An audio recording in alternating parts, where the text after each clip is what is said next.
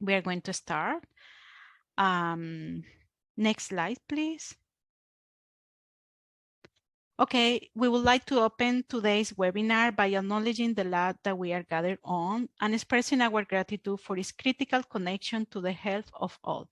We also acknowledge the enduring presence and resilience of First Nation, Inuit, and Métis people on this land, and we recognize their role as caregivers, stewards, and storytellers across Turtle Island.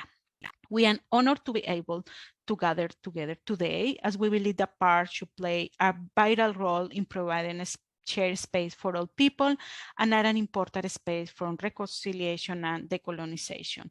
We invite you to introduce yourself in the chat window with your name, organization, and what nation's territory you are visiting us from. If you don't know which nation territory you live or work in, we encourage to visit narilab.ca or whose land, which we have linked in the chat window. Next slide, please.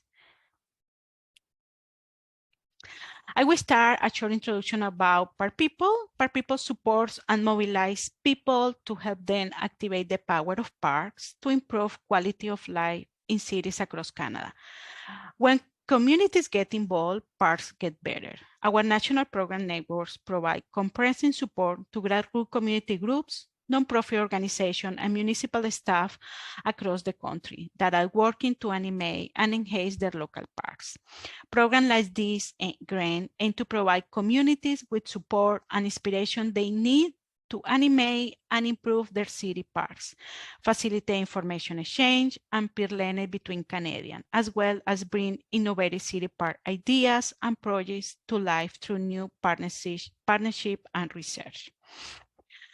In 21, we celebrate our 10th anniversary of supporting individuals like yourself, park enthusiasts, grassroots community organization, NGO, municipal staff, and park professionals, and support your work to foster healthier and more vibrant community green spaces. Next slide, please. Okay, today we are going to be talking about TD Park People grants, which provide $2,000 to groups for 9 geographical areas across Canada to help build vital connections between people and parks. Through this grant, we hope to connect more people to parks in order to support ongoing care and protection of our green spaces. This grant is to fund 3 events between April 15 and December 31st. This is the 6th year we are offering this grant program. Over the past 5 years, we have provided more than 400 grants to support over 1,000 events in city parks across 9 cities, Canadian cities. And we are pleased to offer the program again this year. Last year, we support 72 community groups who hosted 220 events and programs in person and virtually. It's important to know that 50% of the grant will be given to equity-deserving community groups, ensuring that they are involved in shaping the natural space that matters to them. Next slide, please. During this session, we are going to discuss what are the eligibility requirements, permits and insurance, events ideas, what we are looking for in your applications, what is the application process. The important days are for sure your questions. Next slide, please. Okay. Eligibility about geographically, groups must be based in one of the 9 selected areas: Metro Vancouver, Calgary, Edmonton, Winnipeg, Greater Toronto Area, National Capital Region, which is Ottawa and Gatineau, Montreal, Quebec City, and Halifax Regional Municipality. Next slide, please. Okay, about as was the case in previous year, the grant is for hosting 3 events. The event can take any place between April 15 and December 31st and can be in person or virtual event or even both. Later in the presentation, we are going to present some examples of events eligible for this grant.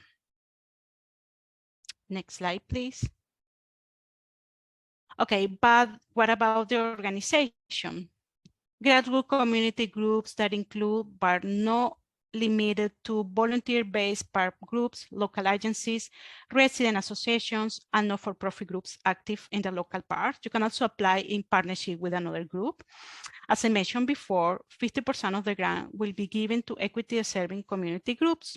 These include communities that have had less access to services like education, health, economic programs, even in park programming and transit. Some cities have specific geographic areas indicated, including Toronto's neighborhood improvement areas or Montreal's integrated urban revitalization zones. A few other consideration groups should be able to demonstrate their ongoing commitment to enhance their green spaces. That is very important. Your group will also need to demonstrate its ability to sustain the group beyond this grant cycle. Next slide, please.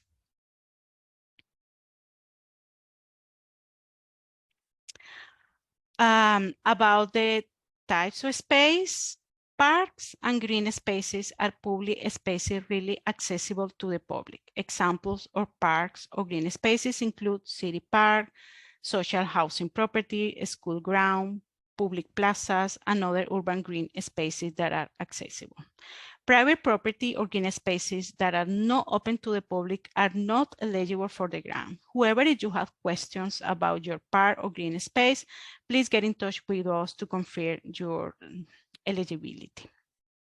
Virtual events do not need to be connected to a specific park or green space, but should encourage participants to get outdoor before, during, or after the event.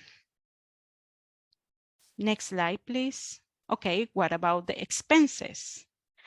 Honoraria for volunteers, event material, supplies and equipment, printing of promotional materials with provide templates, permit costs, insurance. You can use it for paying for your Zoom subscription. Essentially, any reasonable event is eligible. The more detail you can give us, the better sense we can get of your group's level of preparedness for hosting your events. Next slide, please. Now I pass to my colleague, Sabine. Thank you. Hi, everyone. Thank you for being with us. So I'll talk to you guys about permits and insurance now. So your events may or may not require a permit for the space in which they're being held. From experience, in order to ensure success, this is a research that you will have to do ahead of time. So do take a close look at the permitting requirements for your region, including any associated fees or processing times. We know that depending on where you are located, COVID-19 situations are different, but we have gathered the links for different municipalities' permit information that we are sharing with you right now in the chat. So this information can also be found on our FAQ page on our website with links to each municipality. So please feel free to use this as a starting point in your research. Now for event ideas. So now that you're trying to think about what kind of event you'll host, we have a few things for you to keep in mind. So first of all, your event must be free, meaning that there is no charge of admission or entry fee to participate. However, you may have vendors or food for sale as a component of your event, of course, if it is safe to do so at the time. Second, your events must be accessible and inclusive to everyone, and they must also have an environmental component, whether that's through environmental education, a commitment to sustainability practices, or some stewardship activities. So the environmental component can be just an element of a larger event, or it can be the main focus of your event. And we'll give you some example of what this could look like in a few slides. Especially with social distancing, public health consideration, or some virtual event formats ideas. Now for more about the environmental education, it can be a component that can raise awareness about the green space and the value of taking care of it, such as a workshop on climate change, a guided nature walk, or a scavenger hunt. Your event can also demonstrate a commitment to sustainability practices. So perhaps your event is centered around something else, like a movie night. You can decide to make this movie night zero waste or carbon neutral, or you can organize a workshop on how to reduce food waste, for example. Next, another way to demonstrate an environmental component is through direct stewardship activities, such as a park cleanup or a planting event, or cleaning up or caring for a community garden, for example. So keep in mind that this environmental component is a significant part of the TD Park People grant. Another few things we'd like to mention: the grant can go towards existing programming. So if you already have a program, you can use the TD Park People grant for this, and you can also use it while receiving other grants or other funding for the event. There is a space on the application you'll see to indicate other funding sources. So just be sure to note it there if you have some other fundings. It will not affect your application. It's just to know like how this will be funded. You can also apply to host 3 of the same events within the given time frame. So for example, it can be 3 nature walks. But one of the things that we are looking for in the application is creativity. So if you are planning to host 3 of the same events, think of ways that you can approach them differently, or that each event can be slightly different. For example, you can reach different audiences, like seniors or youth at each event. Now about winter events. We wanted to share a few tidbits about hosting events in the winter.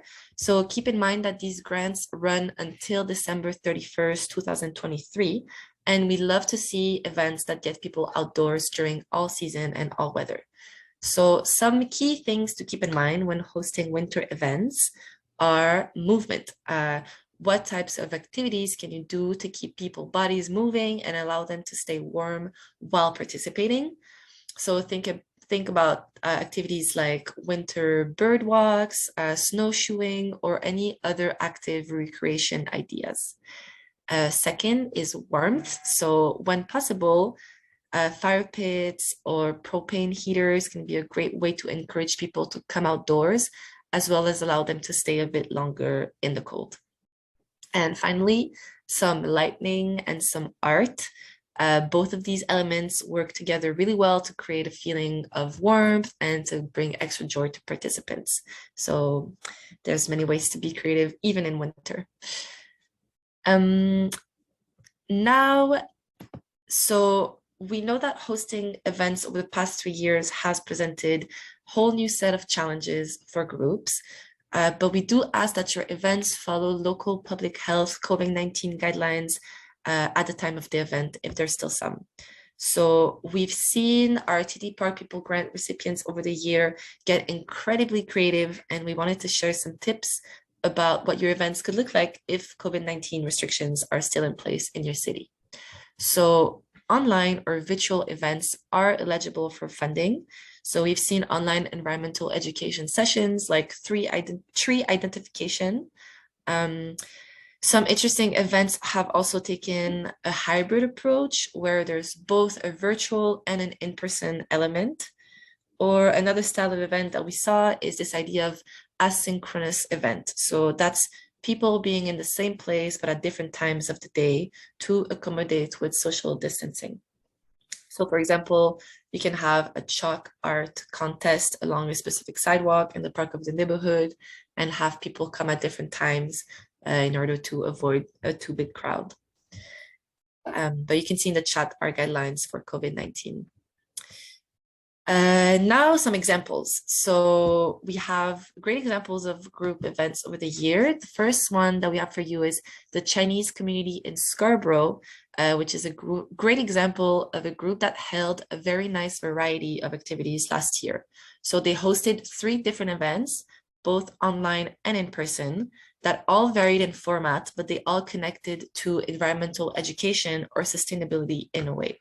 So for their first event, they held an online event on Zoom where community members were invited to learn about the climate crisis and think about how to link park activities to addressing climate change. So that was the online event.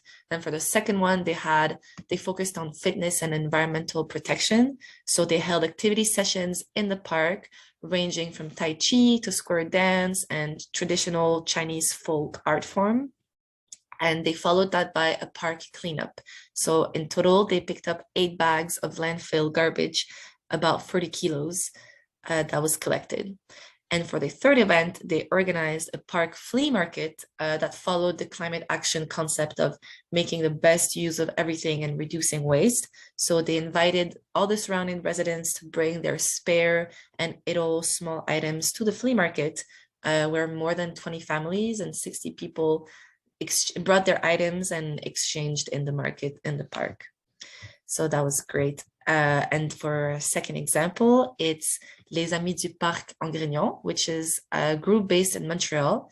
So they're a citizen group, community group that works in Montreal's Grignon Park, and they try to preserve the biodiversity of the park and educate the public on its fauna and flora. And they managed to find a great solution to difficult restrictions in their local park by the city to hold really amazing planting events. So they had planned to hold planting events in the park, but they were not allowed to do it on park grounds by the city. But they managed to negotiate and they obtained permit to plant in 4 different strips out on just on the border of the park. So that was a great solution that allowed them to plant 236 plants. They held 2 guided walking tours and 1 maintenance and weeding activity. So it goes to show that even though sometimes getting permits can be a bit tricky, there are many like creative solutions always. So be sure to check the information about permits that we shared in the chat earlier.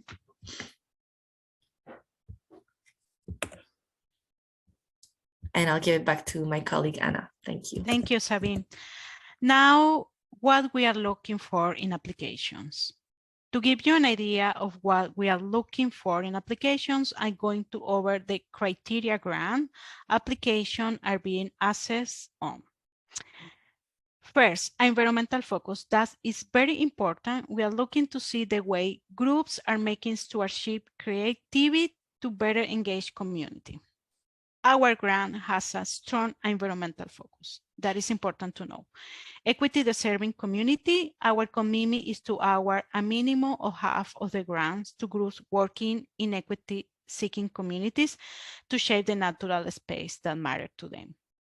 Creativity and event ideas. We're looking for unique and interesting event ideas or something that we haven't seen before. Geographic diversity, we want to see representation of different neighborhoods in each city. And how many people the events aim to reach. Events of all sizes are eligible for the grant. We are looking to see events that reach a largest audience. A strength of the application. We want to know that your events are feasible. Groups should demonstrate that they are capable of pulling all 3 events, describe your past experience, and make a compelling argument describing your proposed event. Event of consideration of inclusion, accessibility, as well as community safety. We're talking about municipalities' public health guidelines at the time of your event. Next slide, please.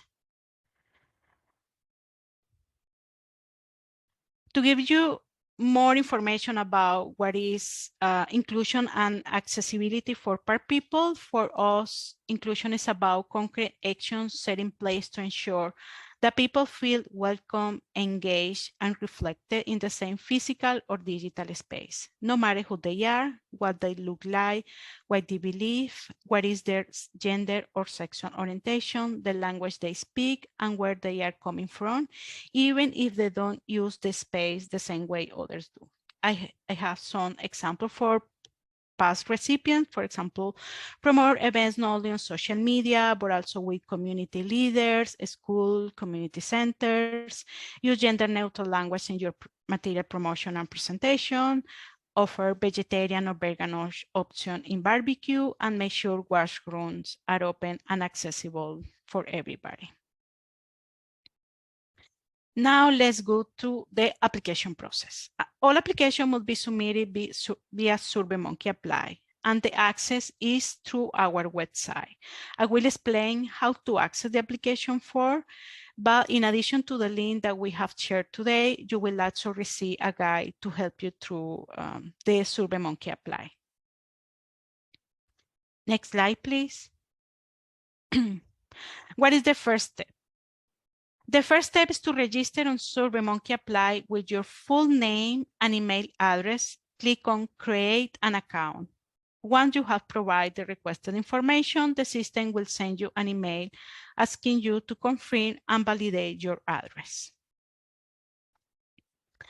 After confirming and validating your address, please click on Apply next to the TD per People grants. You will access the application form, which take about 30 minutes to complete. If you need to stop filling out the form, you can do it and continue later by clicking on Save and Continue Editing. This can be found at the bottom of the application form. We share with you a guide to help you with the application process in SurveyMonkey Apply.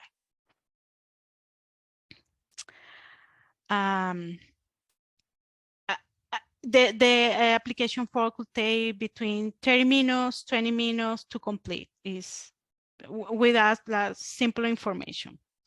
Okay, what about the dates? The deadline to apply is February 20 is the deadline to apply for the grant. By the end of March, all applicants will be notified of the outcome of their application. April cheques for the full amount of $2,000 will be issued. This year, we are also offering direct deposit, which could be great for you because it's sooner that you will receive the grant. And between April 15 and December 30, events underway. Thank you for joining the call today. We look forward to reviewing your applications. Please, next slide, please. Access our resources where we have resources and activities related to how animate your part, organization planning resources, case studies, and research papers. And we have also a lot of ideas in our blog. Next slide, please. Another important information is the PAR People Conference that brings together PAR professionals, NGO, community leaders from Canada to learn from each other and to build PAR-based solutions for more equitable cities. Our conference will be hosted in person in Toronto this year, June 21, 22, and 23, with the theme Hope in Action PAR Solution for Thriving Cities. PAR People is providing a limited number of travel and accommodation bursaries to help underwrite some of the costs associated with attending the PAR People Conference. The bursary application closes on February 19. Some of the details about the boards is for travel and accommodations, and they will giving based on the proximity to Toronto and with associated travel costs. Priority will be given to leaders of Redwood community PAR groups and partner profits who will benefit most from support to attend the conference. And bursary decision will be shared by March 23, so a lot of information next month. Next slide, please. In the slide, you have all the links we shared during the session, as well as additional information like the application form in PDF for your consultation. But remember that the submission is through SurveyMonkey Apply. Lucy shared the link to, you can ask for a schedule call with me to discuss your event, your idea, if you have more questions. Next slide, please. Be sure to subscribe to our newsletter and join the national Facebook group. Subscribe to the PAR People newsletter to access opportunities, resources, and events that keep you connected to the PAR issues you care about. We send updates monthly so you won't be overwhelmed, and you can unsubscribe anytime. Follow us on social media, and thank you for participating in this webinar. If you have more questions, so don't hesitate to reach out to me. Thank you very much. Bye. Thank you, everybody. Have a good day.